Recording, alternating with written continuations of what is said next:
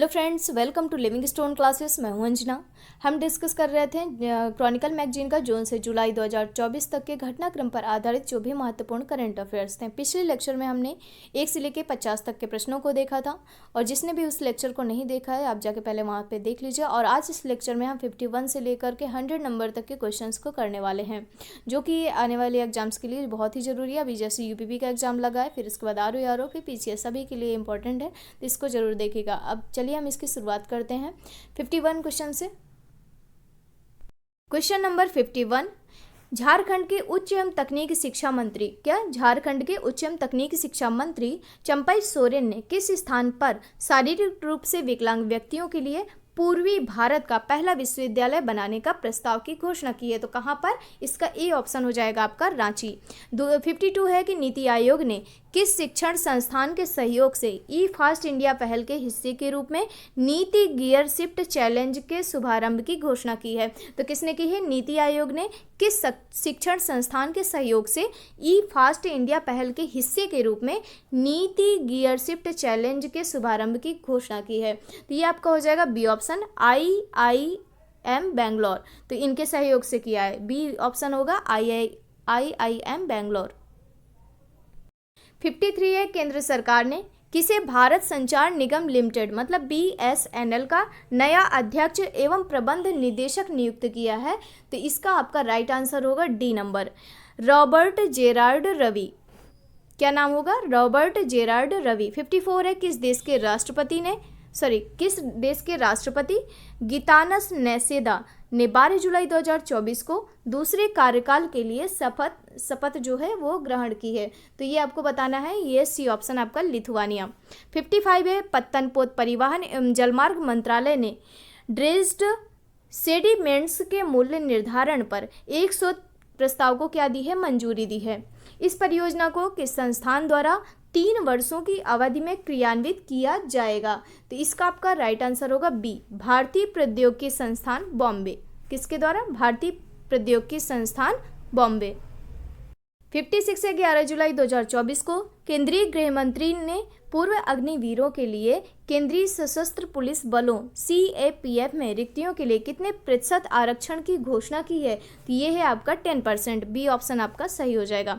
57 है, हाल ही में भारतीय प्राणी सर्वेक्षण के वैज्ञानिकों ने अरब सागर के किनारे केरल के शांति कुलंगरा मत्स्य बंदरगाह से गहरे जल में रहने वाली डॉग फिश शार्क की कौन सी नई प्रजाति की खोज की है? तो ये इंपॉर्टेंट है कि हाल ही में भारतीय प्राणी सर्वेक्षण के जो वैज्ञानिक हैं उन्होंने कहाँ से? अरब सागर के किनारे जो केरल के शांति कुलंगरा मत्स्य बंदरगाह है वहाँ से गहरे जल में रहने वाली जो डॉग फिश शार्क है उसकी कौन सी नई प्रजाति की खोज की है? तो इसका 57 का जो आपका राइट आंसर होगा उसका डी होगा, स्क्वेलस हीमा। क्या नाम है उसका? स्क्वेलस हीमा। 58 है, 10 जुलाई 2024 को किस प्रदेश की सरकार ने VVIP लोगों को लाने ले जाने के लिए चैलेंजर 3500 जेट विमान खरीदने के प्रस्ताव को मंजूरी दी है? तो यह है आपका मध्य प्रदेश। 59 है कि विश्व युवा कौशल दिवस वर्ल्ड यूथ स्किल डे किस तिथि को मनाया जाता है? तो इसका आंसर आप मुझे कमेंट बॉक्स में आप देंगे। 60 है, इसमें 10 जुलाई 2024 को प्रस्तुत राजस्थान के पूर्ण बजट में वित्त वर्ष 2025 के लिए कितना व्यय प्रस्तावित किया गया है? तो ये बताना है आपको कि 10 जुलाई 2024 को प्रस्तुत राजस्थान का जो पूर्ण बजट है उसमें वित्त वर्ष 2025 के लिए कितना व्यय प्रस्तावित किया गया है? तो इसका जो राइट आंसर होगा ये होगा 4.95 लाख करोड़ रुपए। 61 है कि 11 जुलाई 2024 को किसने सेंट पीटर्सबर्ग में आयोजित 10वीं ब्रिक्स संसदीय मंच, कौन सी 10वीं नंबर की ये जो ब्रिक्स संसदीय मंच में भारतीय संसदीय प्रतिनिधि मंडल का नेतृत्व किया? तो किसने किया? ओम बिरला जी ने किया। इसका राइट आंसर भी हो जाएगा। 62 है, 10 जुलाई 2024 को कोलंबो सुरक्षा सम्मेलन CSC मतलब कोलंबो सुरक्षा सम्मेलन का 5वां सदस्य कौन बना है? तो ये बताना है आपको कौन सा बना है? तो ये है आपका बांग्लादेश। इंपॉर्टेंट है, इसको याद रखिएगा। 63 है, 9 जुलाई 2024 को यूरोप का एरियन 6 कहाँ से प्रक्षेपित किया गया? तो जो एरियन 6 है वो कहाँ से प्रक्षेपित किया गया? ये है कोरू, फ्रेंच गुयाना। इसका राइट आंसर बी हो जाएगा। 64 है 9 जुलाई 2024 को किसने भारत में ग्रामीण, आदिवासी और कृषक समुदायों के बीच आजीविका के अवसरों को बढ़ाने के लिए एक समझौते पर हस्ताक्षर किया है? तो किसने हस्ताक्षर किया है? ये है आपका राइट आंसर डी वाला, वैज्ञानिक एवं औद्योगिक अनुसंधान परिषद एवं MS स्वामीनाथन रिसर्च फाउंडेशन। इसका राइट आंसर जो होगा वो डी हो जाएगा।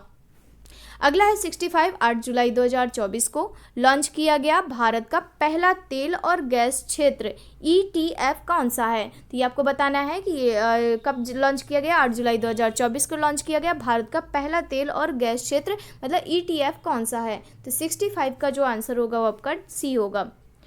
ICICI prudential oil and gas ETF क्या नाम है?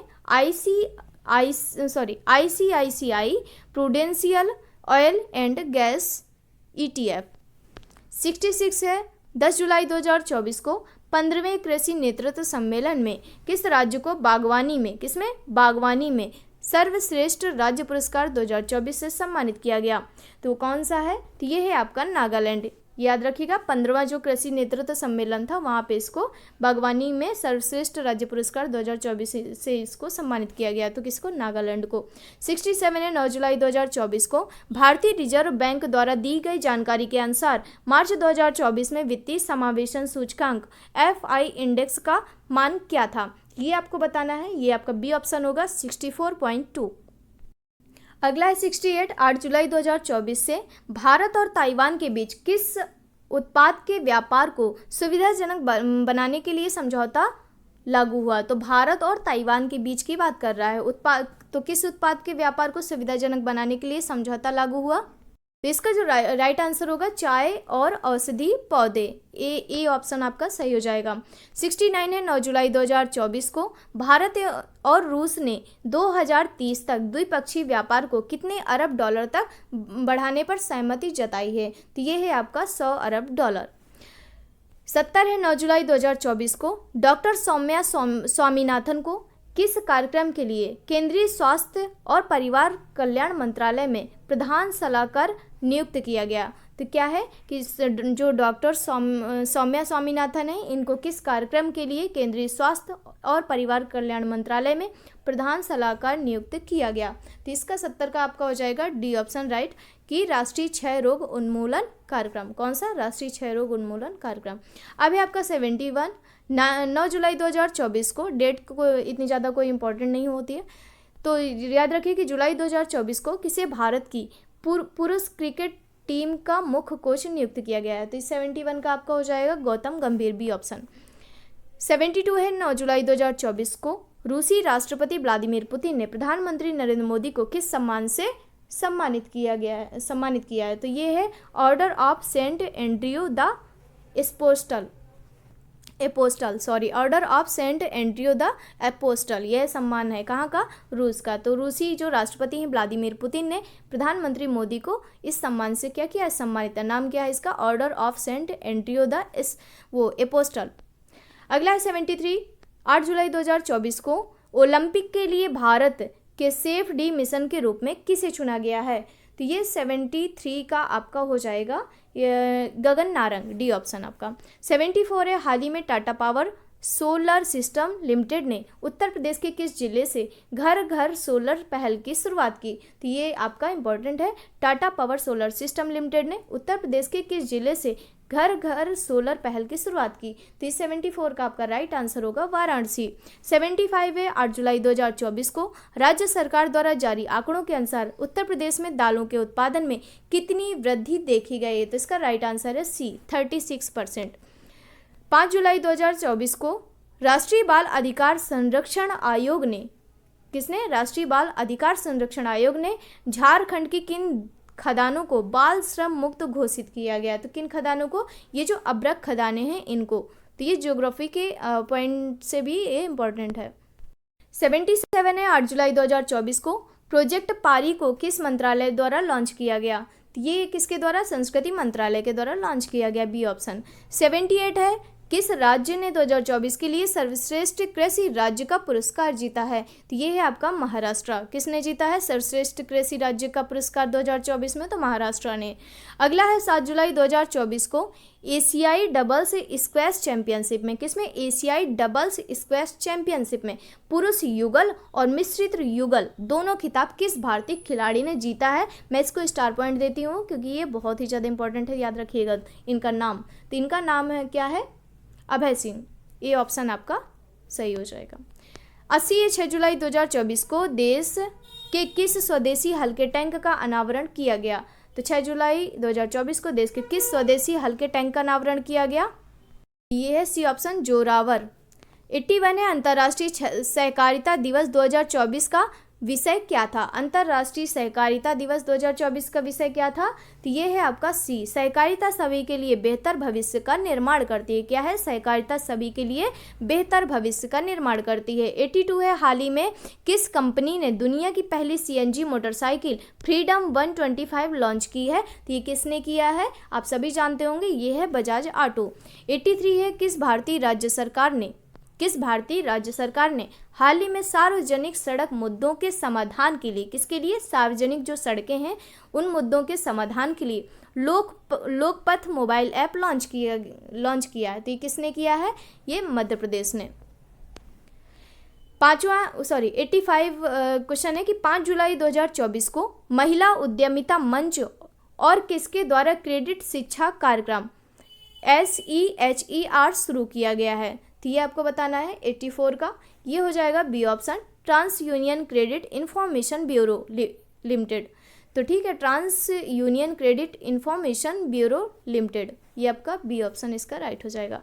85 है स्वप्ना कलिंगन को किस संस्थान द्वारा मसाला पुरस्कार 2024 से सम्मानित किया गया? स्वप्ना कलिंगन को किस संस्थान के द्वारा, संस्थान का नाम पूछ रहा है, उनके द्वारा मसाला पुरस्कार 2024 से सम्मानित किया गया है? तो ये है भारतीय मसाला अनुसंधान संस्थान।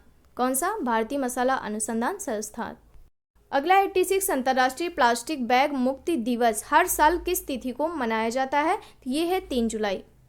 अगला है आपका 87 दक्षिण एशिया का सबसे बड़े फ्लोटिंग ट्रेनिंग ऑर्गेनाइजेशन की स्थापना किस राज्य में की जाएगी? तो याद रखिएगा, दक्षिण एशिया का सबसे बड़े फ्लोटिंग ट्रेनिंग ऑर्गेनाइजेशन की स्थापना किस राज्य में की जाएगी? तो इसका राइट आंसर है आपका ए, महाराष्ट्र। 88 है संयुक्त सैन्य अभ्यास मैत्री का आयोजन भारत और किस देश के बीच किया जाता है? तो ये आप सभी जानते होंगे, सैन्य अभ्यास जो मैत्री है इसका आयोजन भारत और किसके बीच? थाईलैंड के बीच किया जाता है, इसका डी ऑप्शन। 89 है 2 जुलाई 2024 को रक्षा मंत्रालय ने किसके साथ चेन्नई में 3 अत्याधुनिक परीक्षण सुविधाएं स्थापित करने के लिए एक समझौते पर हस्ताक्षर किया है? तो ये है आपका सी, तमिलनाडु औद्योगिक विकास लिमिटेड। किसके साथ? तमिलनाडु औद्योगिक विकास लिमिटेड। 90 है 30 जून 2024 को किस देश की नौसेना ने भारतीय garden ship builders and engineers के साथ 800 टन वजनी समुद्री जहाज के लिए एक समझौते पर हस्ताक्षर किए हैं? तो फिर से किस देश की नौसेना ने भारतीय garden reach ship builders and engineers के साथ 800 टन वजनी समुद्री जहाज के लिए एक समझौते पर हस्ताक्षर किए हैं? तो इसका बताना है आपको, ये है बांग्लादेश के साथ। तो किसने किया है? बांग्लादेश ने किया है। 91 है 30 जून 2024 को 30वें थल सेना अध्यक्ष के रूप में किसने पदभार ग्रहण किया है? तो ये हैं आपके general Upendra Dwivedi. C option आपका राइट हो जाएगा। क्या नाम है इनका? जनरल उपेंद्र द्विवेदी। 92 है कि 30 जून 2024 को प्रधानमंत्री नरेंद्र मोदी ने भारत के किस पूर्व उपराष्ट्रपति के जीवन और यात्रा पर आधारित 3 पुस्तकों का विमोचन किया है? तो किसके ऊपर है ये, किस पर आधारित है? तो ये है बी, एम वेंकैया नायडू। तो इनकी क्या है इसमें? ये पूर्व उपराष्ट्रपति थे, इनके जीवन और यात्रा पर आधारित जो पुस्तक थी तो किस पर आधारित थी? एम वेंकैया नायडू पर। अब है 93 इकोनॉमिस्ट इंटेलिजेंस यूनिट की ग्लोबल लिवलेबिलिटी इंडेक्स 2024 के अनुसार किस शहर को लगातार तीसरे वर्ष सबसे अधिक रहने योग्य शहर का दर्जा दिया गया है? तो यह है आपका ए ऑप्शन, वियना। 94 है 29 जून 2024 को भारतीय नौसेना को कौन सा जहाज सौंपा गया? तो 29 जून 2024 को भारतीय नौसेना को कौन सा जहाज सौंपा गया? तो ये है 25T बोलार्ड पुल टग बजरंग। तो भारतीय नौसेना को कौन सा जहाज सौंपा गया? तो ये है 25T बोलार्ड पुल टग बजरंग। 95 है, डॉक्टर उषा ठाकुर को नेपाल में भारतीय दूतावास द्वारा आयोजित एक कार्यक्रम के दौरान हिंदी साहित्य में उनके योगदान के लिए किस पुरस्कार से सम्मानित किया गया? तो ये है विश्व हिंदी पुरस्कार। 96 है, ग्रेट इंडियन बस्टर्ड और लेसर फ्लोरिकन के संरक्षण प्रयासों के अगले चरण के लिए किस मंत्रालय ने धनराशि स्वीकृत की है? तो क्या है? ग्रेट इंडियन बस्टर्ड और लेसर फ्लोरिकन के संरक्षण के प्रयासों के अगले चरण के लिए किस मंत्रालय ने धनराशि स्वीकृत की है? तो ये है पर्यावरण वन एवं जलवायु परिवर्तन मंत्रालय। क्या है? पर्यावरण वन एवं जलवायु परिवर्तन मंत्रालय। 97 है, 29 जून 2024 को केंद्र सरकार ने केंद्रीय प्रत्यक्ष कर बोर्ड के नए अध्यक्ष के रूप में किसे नियुक्त किया है? तो ये है आपका रवि अग्रवाल, सी ऑप्शन। 98 है, 29 जून 2024 को किसने T20 अंतर्राष्ट्रीय मैचों से संन्यास की घोषणा की है? तो किसने की है? ये है विराट कोहली।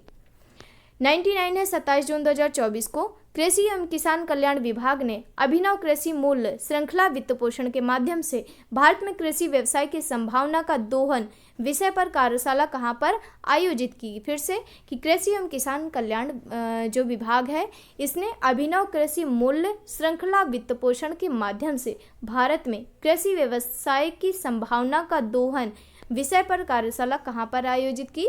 तो ये की नई दिल्ली में। अब 100 है इसमें कि 26 से 28 जून 2024 के मध्य कहाँ पर पहला IDF क्षेत्रीय डेयरी सम्मेलन एशिया प्रशांत 2024 आयोजित किया गया? तो ये कहाँ पर किया गया? आपका कोच्चि में। तो कहाँ पर किया गया? कोच्चि में। तो ये दोस्तों आज के लिए इतना ही। अगर आप लोगों को मेरी वीडियो अच्छी लगी हो तो प्लीज़ इसको लाइक कर दीजिएगा, लोगों में शेयर कर दीजिएगा और मेरे चैनल को सब्सक्राइब कर लीजिएगा। मिलते हैं अगले वीडियो में अगले टॉपिक के साथ। Thank you. जय हिंद, जय भारत।